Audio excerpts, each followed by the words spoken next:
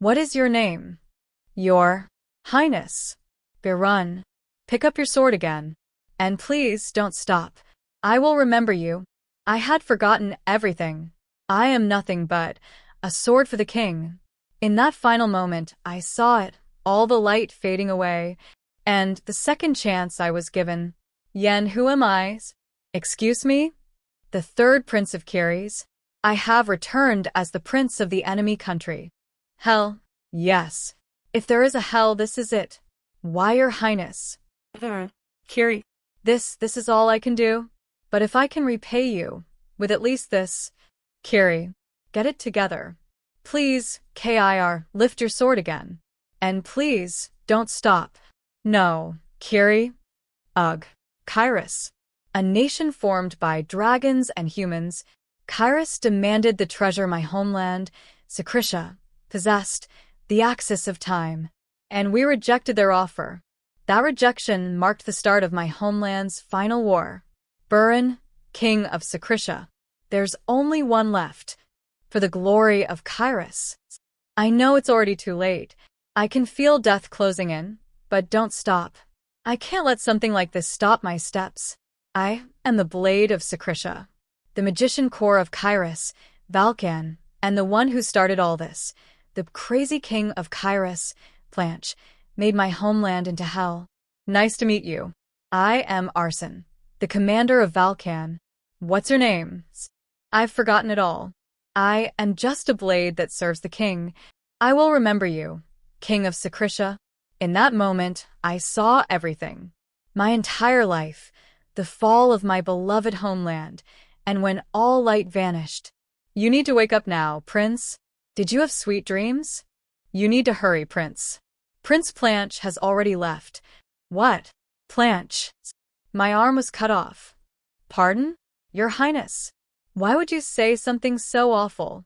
His perfectly fine arm was cut off. Did he have a nightmare? Arg. Your Highness. Are you okay? The name, Byonjing, belonging to the man I hate to the bone. My arm, which has reappeared. Attendants I've never seen before. And memories that aren't mine, flooding my mind. Who am I? What? Your Kalian Reign Kiris, the third prince of Kiris. This is a very horrific nightmare. Well, you're Kalian Reign Kiris. You're the third prince of Kiris. Kiris? Those people. What happened? Hey, what's the date today? Huh?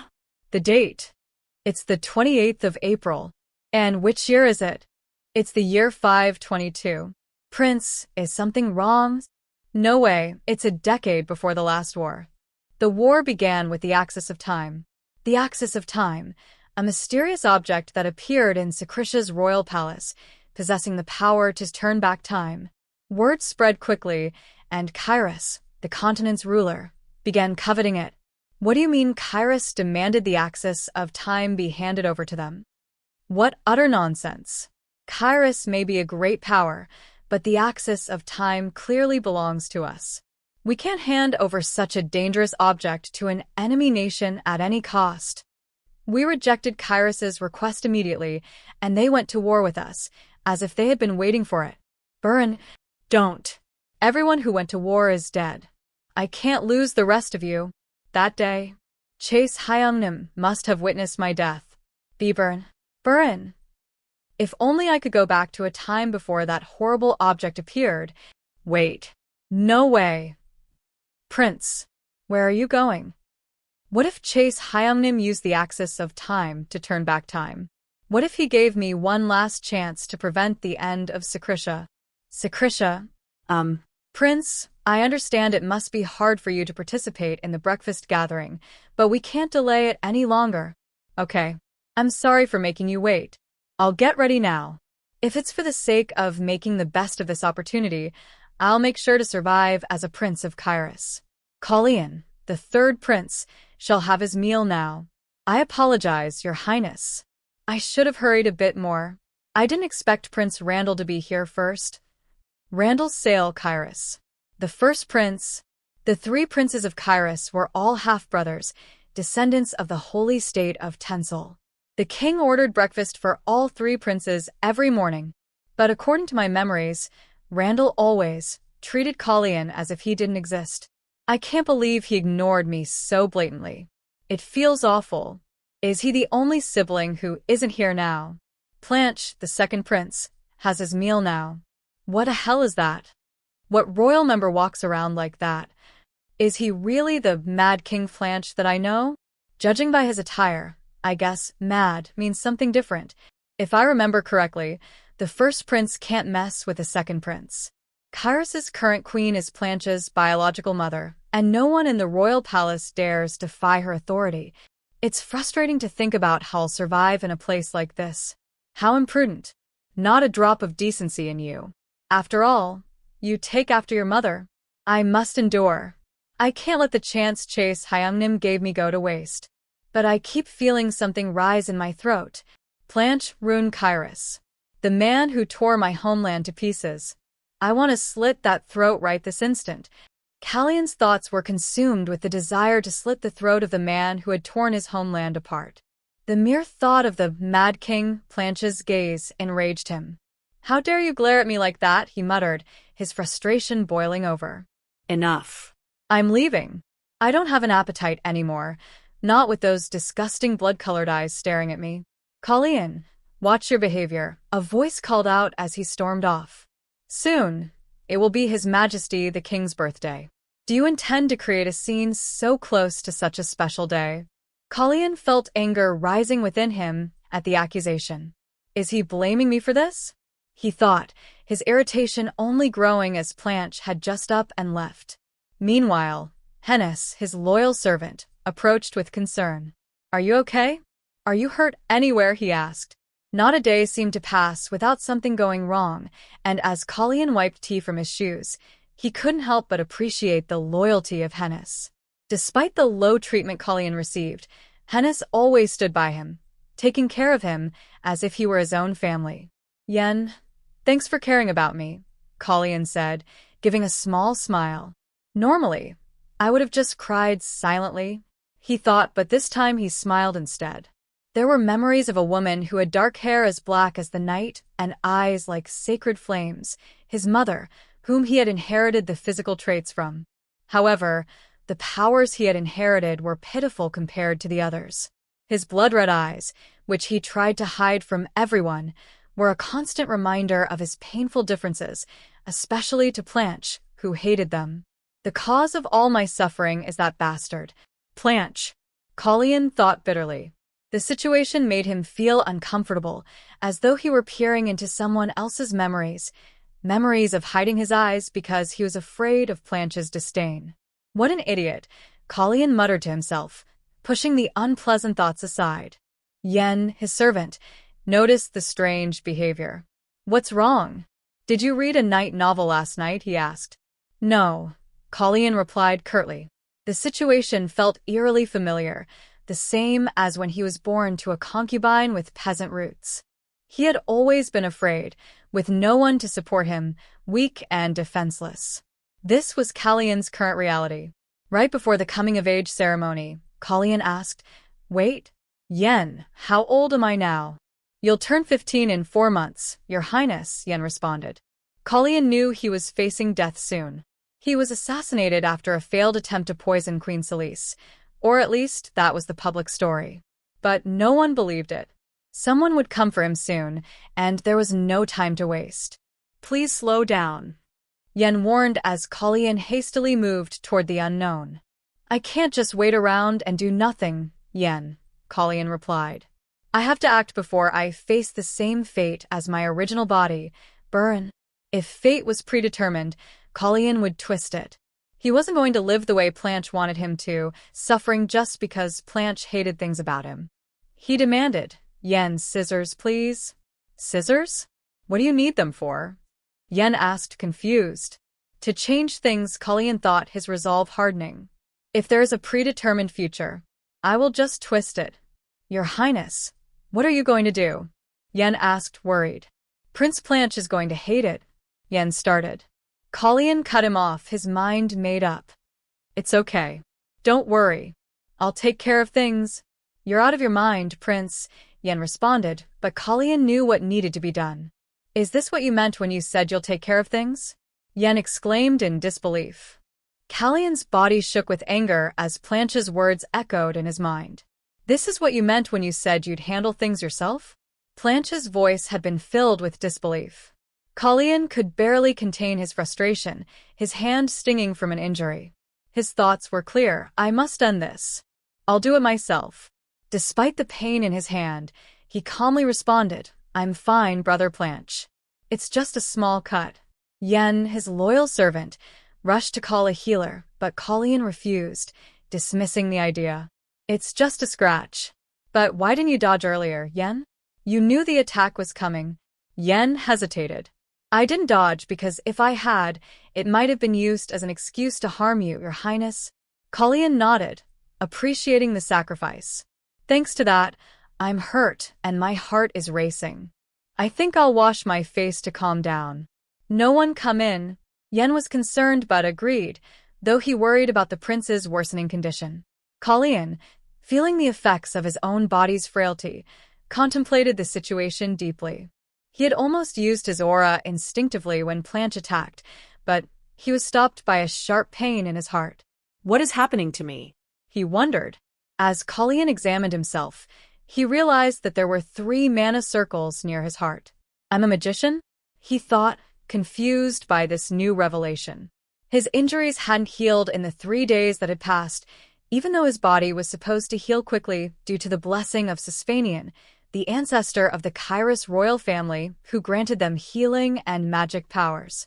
But Kalian's injury wasn't improving, and every time he used mana, it caused sharp pain in his chest.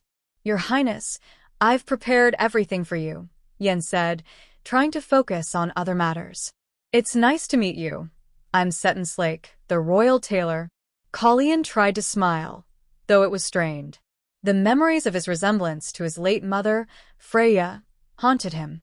For a long time, he had hated his reflection and had even gotten rid of all the mirrors in his room. It's fine. I know I look like Freya.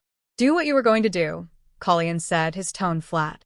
As Seton took his measurements, he noted, You need to eat more, Your Highness. You're too small. I'm eating well, Kalian replied, though his voice lacked conviction. He knew his appearance concerned others, but his body seemed to defy the natural healing powers he should have inherited. The Kairos royal family descended from dragons, specifically 2 of the 8 heroes who sealed the evil god, Hakura and Sisfanian. Sisfanian's blessing should have allowed Kalian to heal rapidly, but the lack of improvement in his condition troubled him.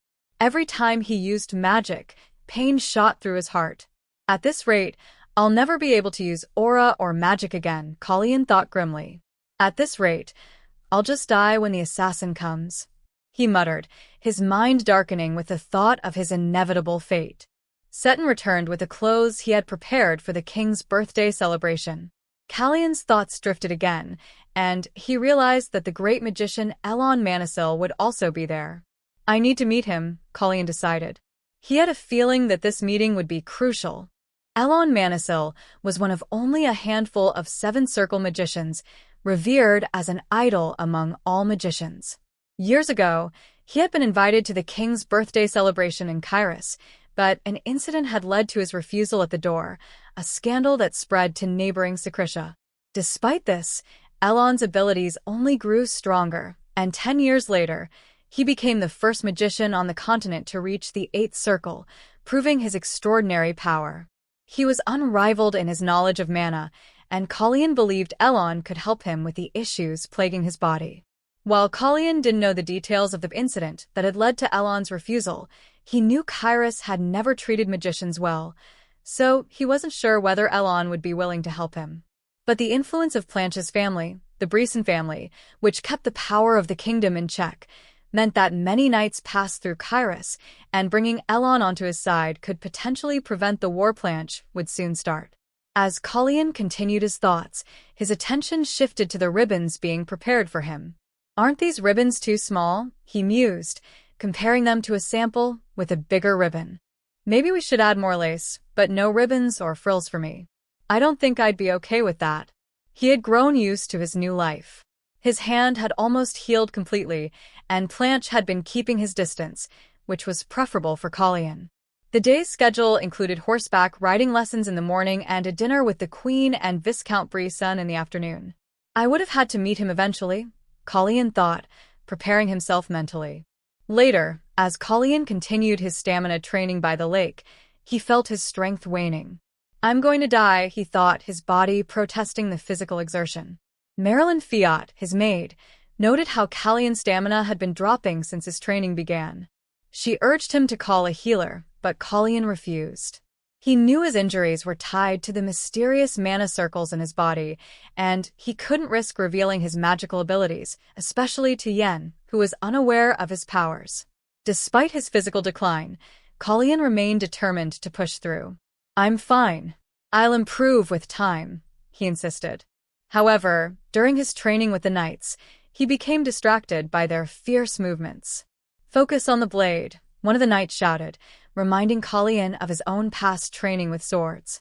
Watching the knights of the Pable Knight Corps at work, Kalian recalled their connection to the Brisson family, which helped maintain the king's power.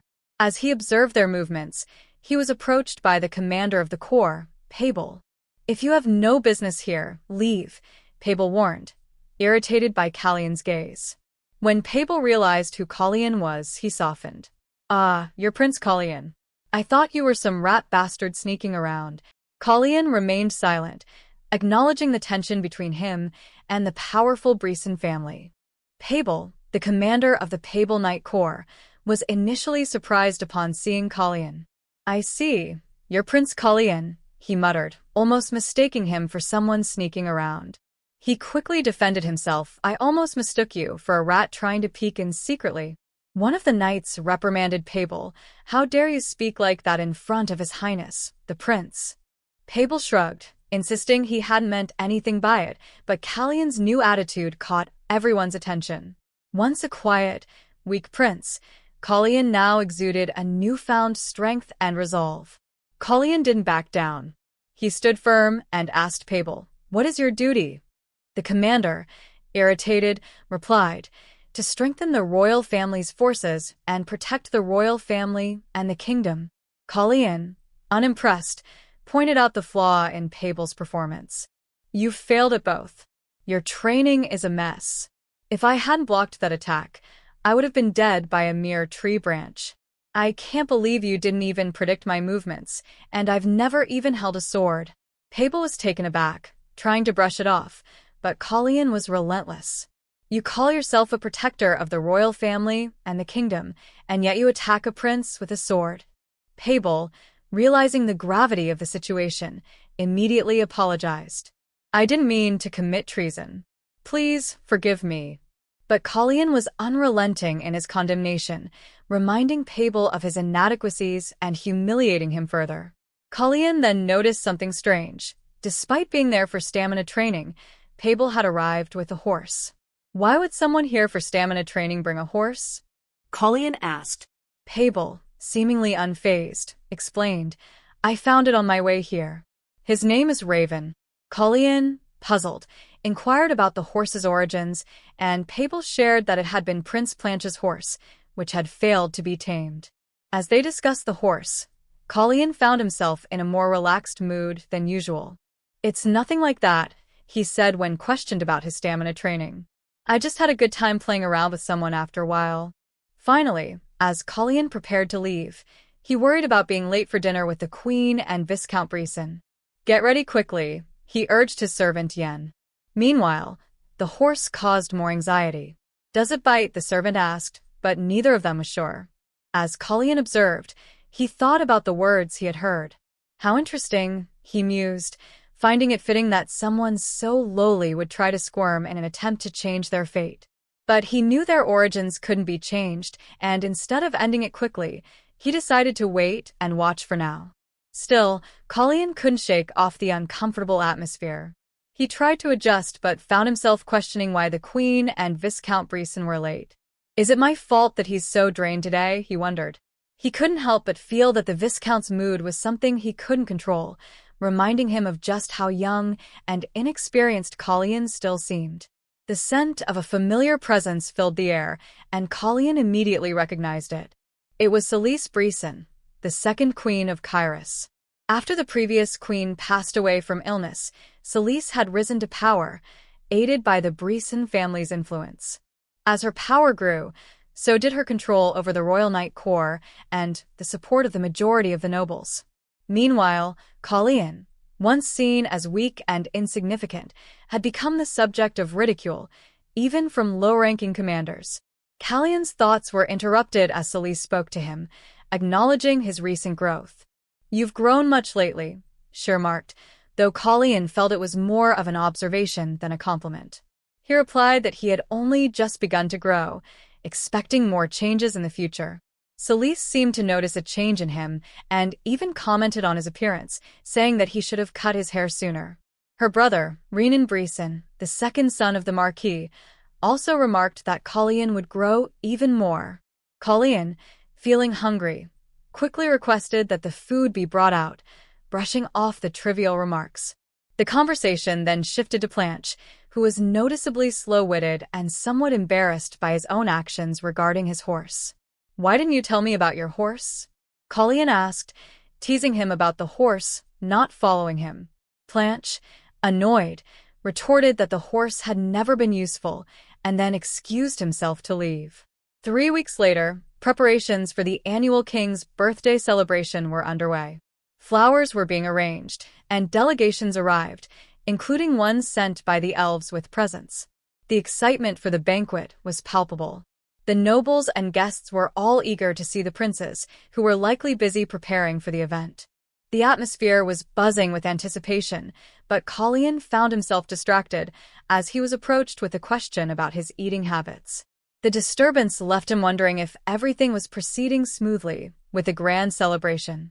Kalian was quickly attended to, and someone rushed to bring fabric for him, but he waved it off, insisting, "It's not that bad." He explained his condition was due to a lack of proper rest lately.